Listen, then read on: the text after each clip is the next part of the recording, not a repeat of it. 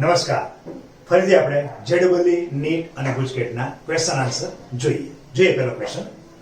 જો હવે પ્રશ્ન છે એન બ્યુટેનનું કયું સ્વરૂપ સૌથી વધુ સ્થાયી છે? આની અંદર અણુની અંદર કોણાત્મકતા, આ ઘટના છે અણુની અંદર બંધ વચ્ચે આમ કોણાત્મક થાય એટલે કોણ રૂપે બંધને ફેરવવાનો છે. એના ઉપરથી તમે ચાર બંધારણ આપણને આપેલા છે. ચાર બંધારણમાંથી કયું સ્વરૂપ સૌથી વધારે સ્થાયી છે? આ બ્યુટેનનું બંધારણ છે. બ્યુટેનનું નોર્મલ બ્યુટેનની અંદર કઈ રીતનું હોય, પહેલા આખે હું તમને સમજાવું, એની ઉપરથી ખ્યાલ આવશે કે આમાંથી કયું સ્વરૂપ સૌથી વધારે સ્થાયી છે. જો બ્યુટેનની અંદર 4 કાર્બન હોય, પેલું CH3 છે, CH3 CH નોર્મલ છે, CH2 અને CH3 4 કાર્બન. હવે એમાં વચ્ચેના જે હાઇડ્રોજન છે ને ઉપર નીચે મૂકું છું. આવી રીતે હાઇડ્રોજન મૂક્યો, અહીંયા પણ હાઇડ્રોજન મૂક્યો, આને પણ બંને હાઇડ્રોજન છે, અહીંયા ઉપર મૂક્યો અને અહીંયા નીચે મૂક્યો. આ છે તો બ્યુટેન જ. હવે આ જે ચારે ચાર કાર્બન છે 1 2 3 ને 4, એમાં આ કાર્બન સાથે 3 જોડાયેલા છે. જો એક હાઇડ્રોજન છે, બીજો હાઇડ્રોજન છે, પછી એક કોણ છે, CH3 છે. એવી રીતે આ કાર્બન સાથે અહીંયા પણ હાઇડ્રોજન છે, અહીંયા હાઇડ્રોજન છે અને અહીંયા CH3 છે. હવે આને ત્રિપરિમાણ અવસ્થામાં ગોઠવું છું. ત્રિપરિમાણ અવસ્થામાં જેમ કે આ કાર્બન છે, આ કાર્બન અને આ કાર્બન, બે કાર્બન છે. આ કાર્બન સાથે અહીંયા એક હાઇડ્રોજન છે, અહીંયા એક હાઇડ્રોજન છે અને CH3 ને ઊંચો કરી નાખું તો આ કાર્બનની પોઝિશન કેવી થાય? તો અહીંયા કાર્બન હોય, અહીંયા હાઇડ્રોજન અને અહીંયા કોણ હોય તો કે CH3 હોય. જો કાર્બન, હાઇડ્રોજન અને CH3. એવી રીતે આ જે કાર્બન છે એની પાસે CH2 બે H અને પછી એની પાસે પણ કોણ છે, CH3.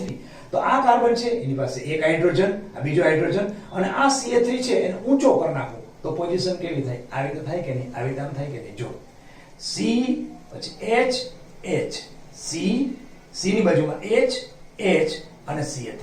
અહીંયા C ની બાજુમાં H, આ બાજુ H અને ઉપરનો CH3. આ પોઝિશન થઈ. હવે આમાં તમે સામે રાખો આ CH3 તો કેવી રીતે ગોઠવણી કેવી રીતે થાય? જો ગોઠવણી કરું છું ત્રિપરિમાણ અવસ્થામાં છે એટલે સમજવું થોડું અઘરું પડે, પણ એને બરોબર પ્રોપર વેથી સમજી શકાશે ખરું.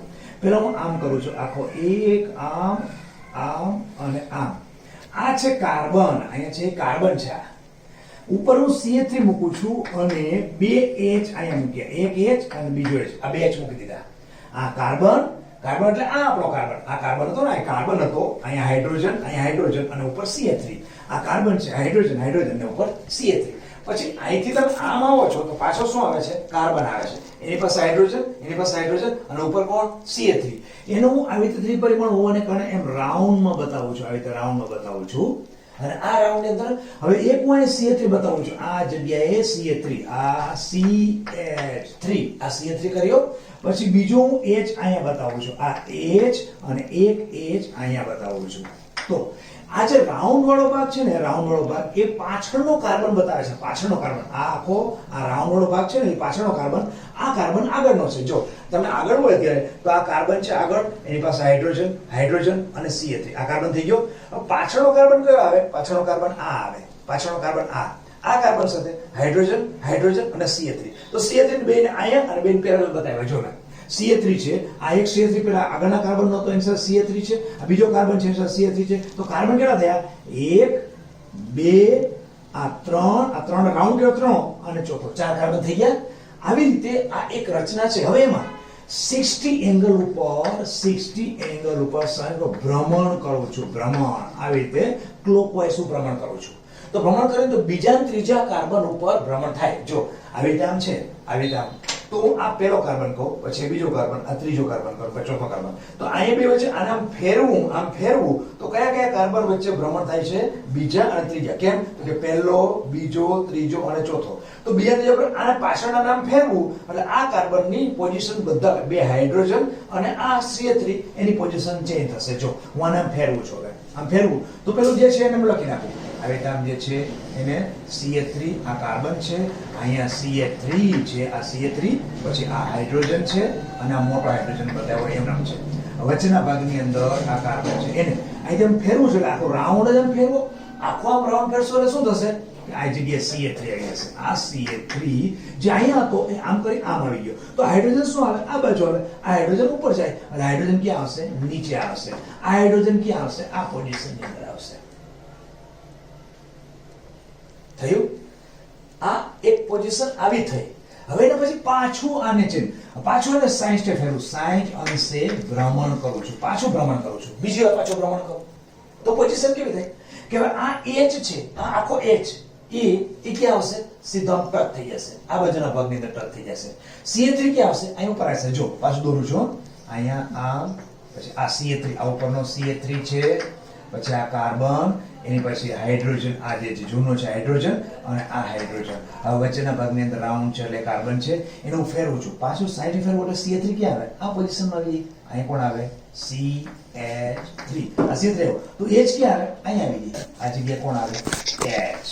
અને આ H ક્યાં જાય? ઉપરના ભાગની અંદર જાય એટલે H ક્યાં આવે? ઉપર જાય. આ થઈ ગયું ત્રીજું. હવે એના પછી ચોથું પાછું કરીએ, પાછું 60 ફેરવીએ, 60 અંશે ભ્રમણ. તો પાછો CH3 જે છે એમને મૂકી દઉં અહીંયા, CH3, પછી આ એક H, પછી અહીંથી આ બીજો H, વચ્ચે રાઉન્ડ ની તો ફેરવો છો તો CH3 ક્યાં આવશે? અહીંયા નીચે આવી જશે. CH3 નીચે આવશે એટલે અહીંયા આવી ગયો CH3. આ H ક્યાં જશે? અહીંયા જશે. તો કે આ H અહીંયા આવી ગયો અને આ H ક્યાં જાય? તો કે આમ જાય. આ H અહીંયા આવી ગયો. આને કહેવાય NT. આ સૌથી વધારે સ્થાયી હોય NT અથવા સ્ટેગર્ડ રચના. NT અથવા સ્ટેગર્ડ રચના. દરેક કરતા લખતા જઈએ. પહેલું છે આને કહેવાય સંપૂર્ણ ઇક્લિપ્સ્ડ.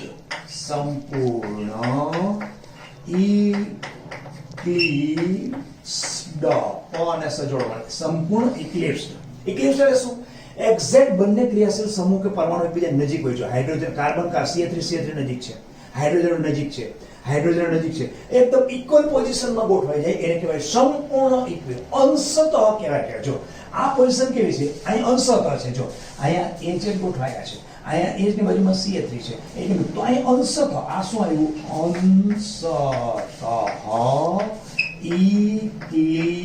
ઇક્લિપ્સ. અંશ ઇક્લિપ્સ. હવે આ કેવું થયું? આને કહેવાય સ્ક્યુ અથવા ગો.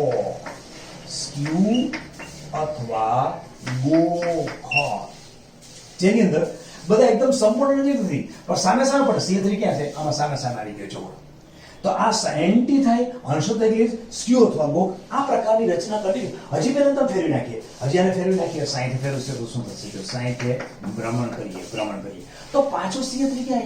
અહીંયા આવશે. સામાન્ય CH3 અહીંયા આવે, આ H ક્યાં જાય? અહીંયા આવે, અને આ H ક્યાં જાય? અહીંયા આવે. તો પાછું શું થાય?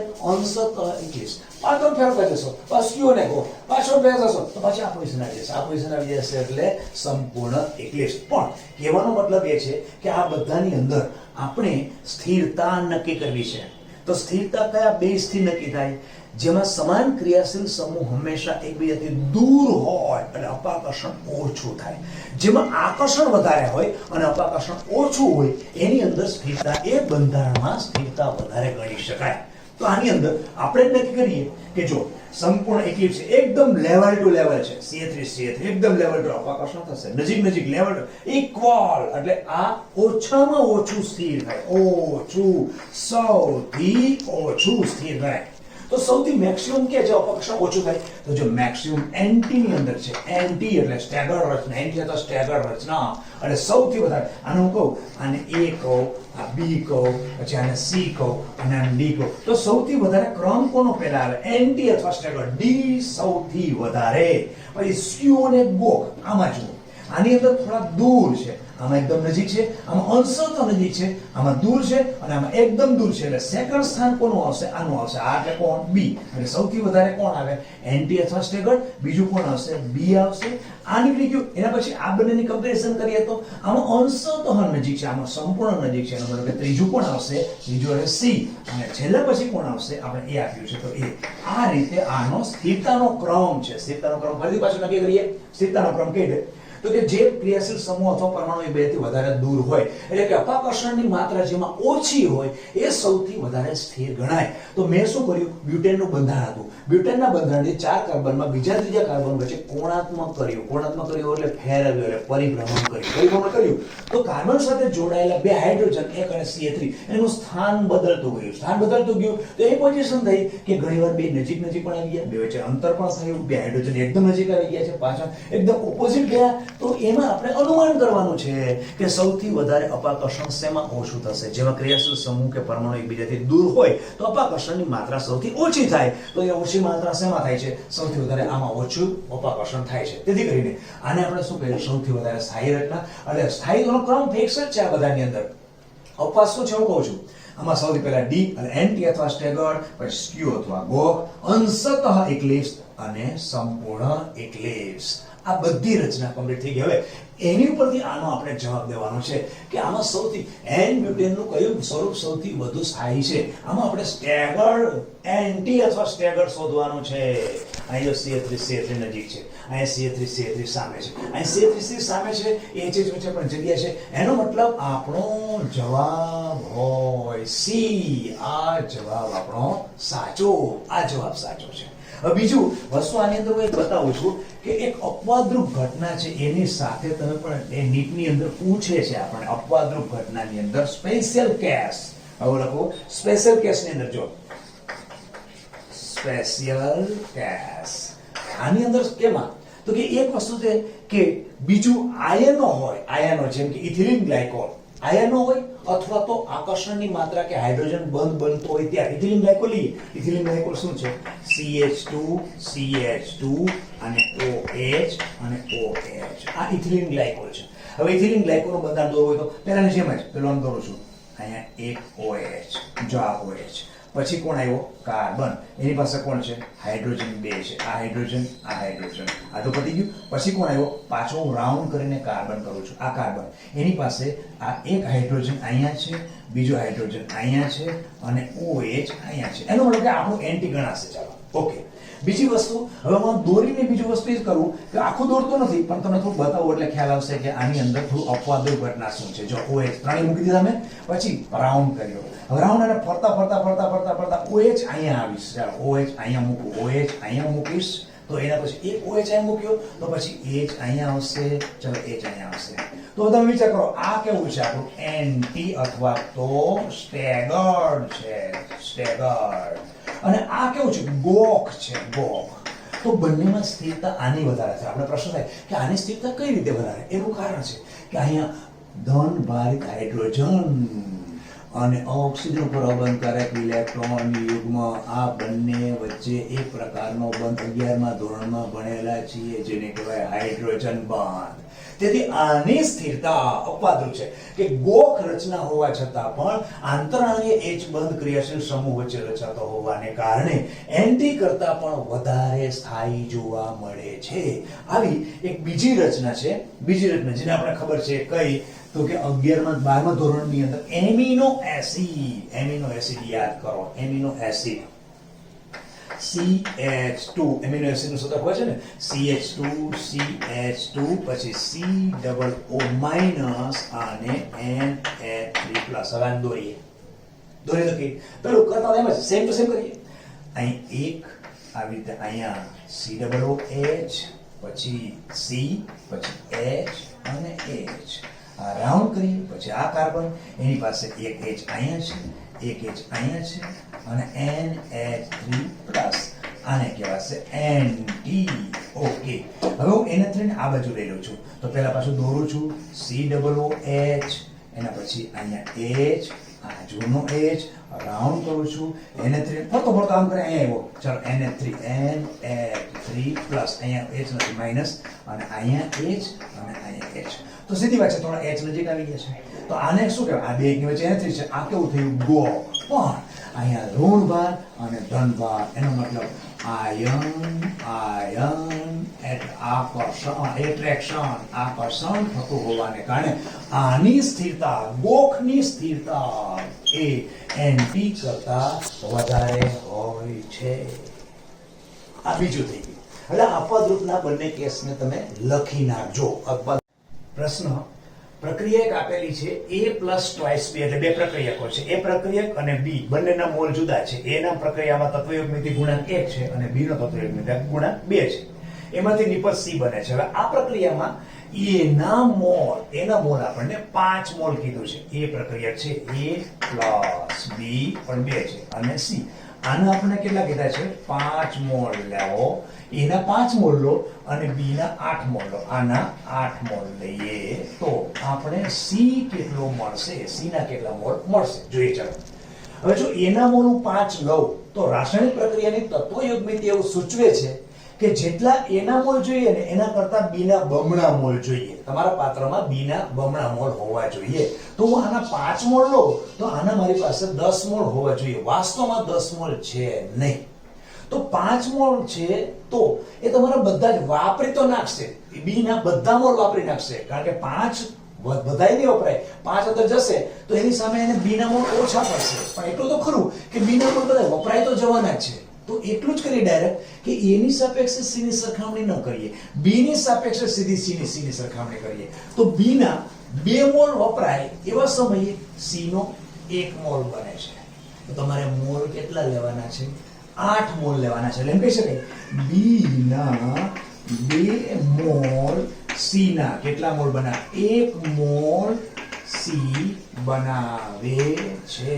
તો B ના 8 મોલ તમે લો તો કેટલા બને? 8 divided by 2 is equal to 4. એટલે જવાબ આપણો છે 4 મોલ. ફરીથી સમજવાનું અહીંયા વસ્તુ એ છે કે એના મોલ છે તમે લેશો બધાય વપરાશે નહીં. કેમ? તો કે એના 5 મોલને વાપરવા માટે રાસાયણિક પ્રક્રિયાની તત્વયુગ્મિતિ બતાવે છે કે જેટલા તમે એના મોલ લો એની કમ્પેરમાં B ના બમણા લેવા પડે. તો અહીં તમે 5 લો તો ત્યાં સામે 10 જોઈએ, 10 છે નહીં. તો એટલું તો ખરું કે તમે 5 લેશો તો 5 બધાય નહીં વપરાય પણ B તો બધાય વપરાય જ જશે. તો B જેટલા વપરાશે એની સાપેક્ષે C કેટલો બને છે? અડધો બને છે. સમજો તો B તમારી પાસે કેટલા છે? 8 છે તો C તમારો અડધો બને. સિમ્પલ લોજિક છે. તમારે C ના મોલ કેટલા આવે? 4 મોલ જવાબ આવે. એના પછીનો બીજો દાખલો એક લખીએ. ચાલો. જો પ્રશ્ન છે ધાતુની FCC રચનામાં કોઈ ધાતુના પરમાણુ ગોઠવાય અને આખી FCC રચના બનાવે છે અને એના એકમ કોષમાં યુનિટ સેલ એકમ કોષના FCC ના એકમ કોષમાં હાજર જે ગોળા છે એનું કુલ કદ જણાવો. હવે આપણને ખબર છે FCC રચનાના એકમ કોષમાં કુલ ગોળાની સંખ્યા આપણે ખબર છે કેટલી હોય? 4. કુલ ગોળાની સંખ્યા 4 છે. હવે એક ગોળો હોય, એક ગોળાનું કદ બરાબર એક ગોળાનું કદ ખબર છે કેટલું છે? 4/3 પાઈ r ક્યુબ. તો પછી કુલ 4 ગોળા છે તો 4 ગોળાનું કદ બરાબર 4 × 4/3 પાઈ r ક્યુબ. એટલે કે 4 × 4 16/3 પાઈ r ક્યુબ. એટલે જવાબ આપણો આ છે 16/3 પાઈ r ક્યુબ. એનો મતલબ જવાબ થયો આપણો ડી. જવાબ સાચો. જો પ્રશ્ન છે 6% વેટ બાય વોલ્યુમ યુરિયાનું જલી દ્રાવણ છે. પહેલાનો મીનિંગ કરો. 6% વેટ બાય વોલ્યુમ યુરિયાનું જલી દ્રાવણ એનો મતલબ કે 100 મિલી તમારું દ્રાવણ છે. 100 મિલી દ્રાવણની અંદર 6 ગ્રામ યુરિયા છે. ઓકે, એનો મતલબ આ થયું 6% વેટ બાય વોલ્યુમ યુરિયાનું દ્રાવણ. ઓકે, એની સાથે NaCl નું જલીય દ્રાવણ સમઅભિસારી છે. એનો મતલબ કે બંનેના અભિસરણ દબાણ સમાન છે. કોનું બીજું છે? NaCl નું. કેટલા ટકા યુરિયા સાથે? 6% વેટ બાય વોલ્યુમ યુરિયા દ્રાવણ છે. એની સાથે બંનેને રાખો છો તો અર્ધપારગમ્ય પડદો છે એમાં અભિસરણ દબાણ બંનેના સમાન જોવા મળે છે. એટલે કોઈ અર્ધપારગમ્ય પડદામાંથી આગળ પાછળ જતું નથી. બંનેના અભિસરણ દબાણ સરખા છે. પાઈ 1 = પાઈ 2 છે. અભિસરણ દબાણ સંખ્યાત્મક ગુણધર્મ છે, ધ્યાન રાખજો. અહીં યુરિયાની અંદર કોઈ કણનું વિભાજન થતું નથી. NaCl ને જ્યારે વિભાજન કરો NaCl માં 2 કણો હોય છે. ફરીથી પાછું લઈએ કે 6% વેટ બાય વેટ યુરિયાનું જરી દ્રાવણ તમારી પાસે છે, એની સાથે હું અહીંયા પાત્રની અંદર આ અડધો પડતો હોય તો આ જગ્યા કોણ છે, NaCl નું દ્રાવણ છે. આને pi1 કહું, આને pi2 કહું, બંને કેવા છે, સરખા છે. તો એવા સમયે NaCl ની સાંદ્રતા મને શેમાં પૂછ્યું છે, વેટ બાય વોલ્યુમ. જે તમે યુરિયાની વેટ બાય વોલ્યુમ હતી ને એ જ તમને NaCl ની શેમાં શોધવાની છે, weight percentage weight by volume માં NaCl ના દ્રાવણની સાંદ્રતા કેટલી થાય. બહુ સિમ્પલ વસ્તુ છે, કરીએ ચાલો. તો યુરિયા લો, આ બાજુ યુરિયા અને આ બાજુ NaCl. આ લીધું. હવે આનું અભિસરણ દબાણ pi1 અને આનું સમીકરણ pi2 કહું. સંખ્યાત્મક ગુણધર્મ હોવાને કારણે કણોની સંખ્યા હું આગળ I કરું છું, બરાબર. જોઈએ કણોની સંખ્યા કેમાં છે. તો I સૂત્ર મૂકીએ, I pi is equal to શું, WRT upon MV is equal to I WRT upon MV. એટલે યુરિયા માટે આ સૂત્ર અને NaCl માટે અભિસરણ દબાણ માટે આપણે સૂત્ર મૂક્યું છે. હવે આમાં RT બંનેનો તો કોમનલી કેન્સલ થઈ જશે. I is યુરિયા માટે ફક્ત એક જ કણ હોવાને કારણે વિભાજન થતું નથી, એટલે આ એક જ થશે ઇન્ટુ W કેટલા ગ્રામ આપણે નાખેલો છે, યુરિયા 6% છે એટલે 6 ગ્રામ. નીચેના ભાગમાં યુરિયાનું આણ્ય દળ 60 અને દ્રાવણનું કદ કેટલું હોય છે, પર્સન્ટેજ વેટ બાય વોલ્યુમ છે એટલે 100, અહીંયા 100 થયું. is equal to NaCl માટે I કેટલા, NaCl માટે કેટલા કણો થાય, પ્લસ અને Cl એટલે એક કણ અને બે કણ, એટલે કણ કેટલા થયા, 2 ઇન્ટુ W, કે W આપણે શોધવાનું છે. એના પછી નીચેના ભાગમાં W આપેલો નથી NaCl નું, પછી M એટલે આનો અનુભાગ કેટલો, 58.5. અને કેટલું કદ બનાવવાનું, વેટ બાય વોલ્યુમ શોધ્યું એનો કે 100 જ બનાવવાનું હોય, સીધી વાત છે. Okay, clear. ચાલો હવે એટલું જ વસ્તુ કરી શકાય કે બંનેના આ ભાગમાં લઈ લઈએ, ઉપરના ભાગમાં. ચાલો બંનેની પોર્શનમાં અહીંયા અને બંનેમાં નીચે 100 છે એટલે પહેલા તો 100 ને ઉડાડી દઈએ, 100 ને કાઢી નાખીએ. તો હવે થયું શું, અહીંયા નીચેના ભાગમાં 6 છે, 6 અને નીચે 10 60 થયું. તો હવે કિંમત શું થશે, જો 2W is equal to 2W is equal to અહીંથી 58.5 આખો આમ જશે. નીચેના ભાગની અંદર કેટલો આવશે, 10. હવે 2W તો W is equal to શું, 58.5 નીચે 10 into 2 is equal to. હવે આ બેનો કેલ્ક્યુલેશન કરી તમે ગુણોત્તર લેશો એટલે 20 અને બે ની આસપાસ 1.9 સમથિંગ એક જવાબ હતો ને આપણો, કેટલો 1.9 એવો જવાબ છે,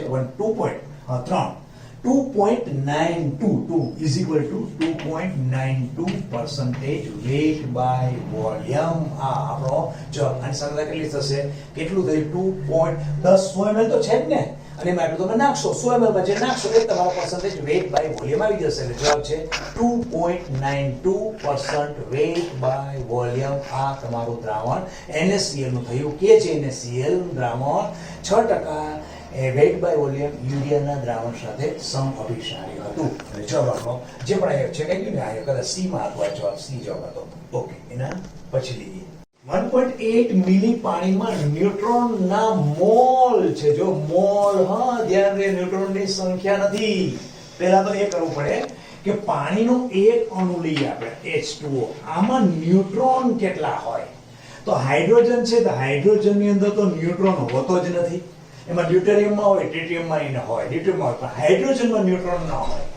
ઓક્સિજનનો પરમાણુના અંદર 8 પ્રોટોન હોય અને 8 ન્યુટ્રોન હોય, એટલા માટે તેનું પરમાણુ દળ આપણે 16 ગણીએ છીએ. જુઓ, તો પાણીના અણુની અંદર ન્યુટ્રોનની સંખ્યા કહે ત્યારે હાઇડ્રોજન તો કન્સિડર કરાશે જ નહીં, કારણ કે એમાં ન્યુટ્રોન છે નહીં. તો ઓક્સિજનના ન્યુટ્રોન ગણાશે. એક પાણીનો અણુ હોય તો એમાં ન્યુટ્રોન કેટલા, 8 ન્યુટ્રોન છે. આટલી આપણે ખબર પડી. ઓકે, ચલો.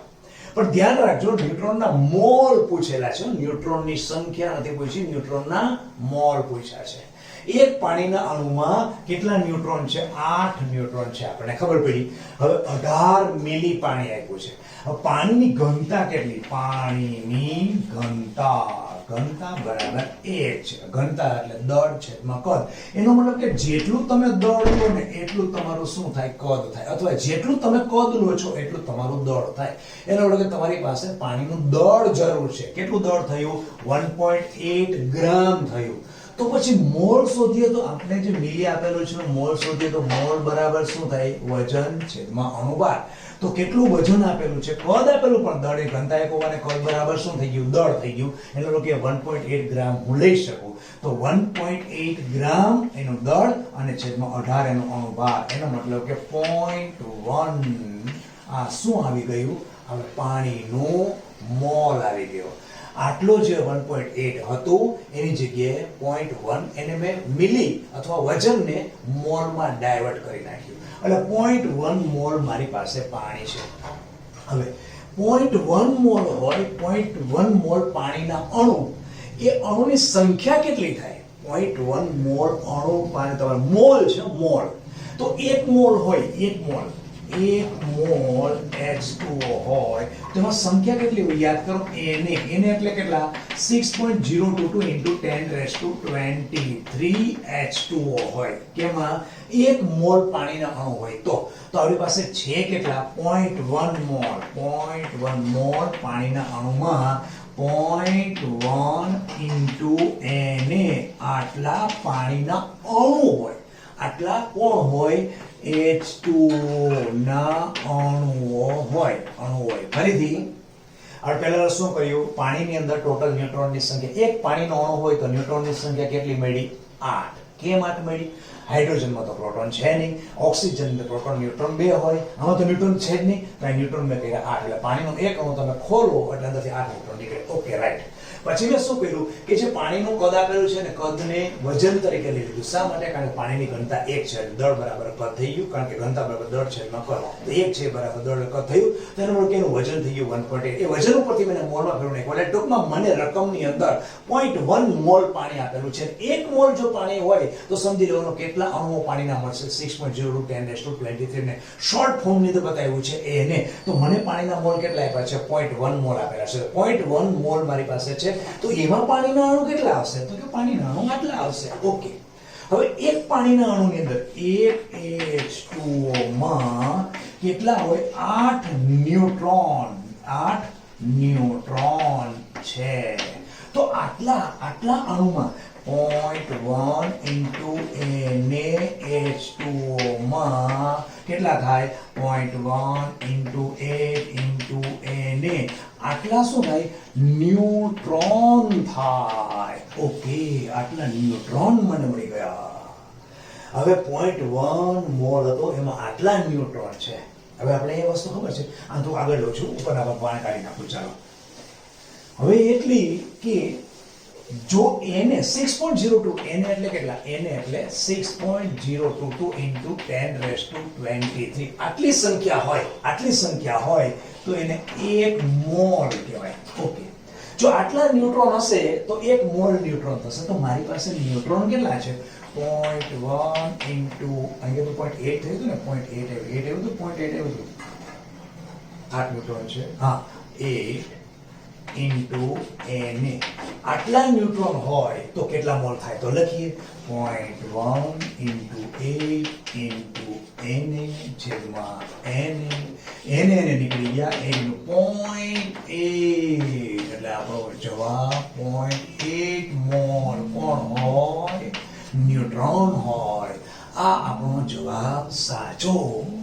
સોલ્યુશન એવું છે, પેલા પ્રશ્ન 0.1 મોલર બેરિયમ નાઇટ્રેટના 1 મિલી દ્રાવણમાં કુલ આયનોની સંખ્યા. તો પહેલા તો એ કરવું પડે, 0.1 મોલર દ્રાવણ આપેલું હોય. પહેલા તો 1 મોલર દ્રાવણ શું, 1000 મિલી દ્રાવણમાં 0.1 મોલર એટલે શું, 0.1 મોલર એટલે શું, તો કે 1000 મિલી દ્રાવણમાં 0.1 મોલ બેરિયમ નાઇટ્રેટ છે, BaNO3 ટ્વાઇસ છે.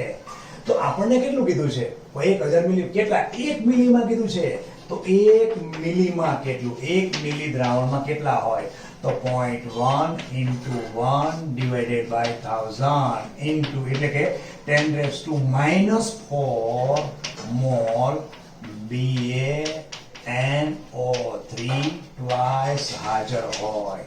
આટલા મોલ છે અંદર બેરિયમ નાઇટ્રેટના, આટલા મોલ છે.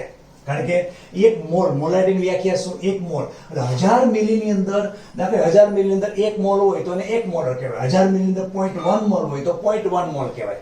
તો 1000 મિલીમાં 0.1 છે તો આપણે કેટલું કીધું છે? 1 મિલીમાં કેટલા? આવું કહ્યું છે. તો કેટલા મોલ થયા? આટલા મોલ થયા. હવે બેરિયમ નાઇટ્રેટ છે એનું આયનીકરણ કરીએ. BaNO3 ટ્વાઇસ એનું આયનીકરણ કરીએ તો Ba+2 અને ટ્વાઇસ NO3 માઇનસ. એનો મતલબ કે કુલ આયનો 1 મોલ કેટલા આપે? 1 મોલ BaNO3 ટ્વાઇસ કેટલા કુલ આયનો આપી શકે છે? કુલ આયનો આપે છે 4 આયનો આપે. ઓકે, 4 આયનો આપે. તો પછી આટલા કેટલા? આટલા મોલ તમારી પાસે છે. બેરિયમ નાઇટ્રેટના મોલ કેટલા? 1 મોલ 4 આયનો આપે એટલે એવું થાય 1 મોલ કેટલા? 4 મોલ. 1 મોલ 4 મોલ આયનો આપે. આ મોલ છે, આ મોલ. 1 મોલ 4 મોલ આપે. તો પછી આટલા મોલ કેટલા આપે? 10⁻⁴ મોલ કેટલા આપશે? 10⁻⁴ × 4 આટલા મોલ આયનો આપે. આટલા મોલ આયનો આપે. આટલા મોલ થાય ને?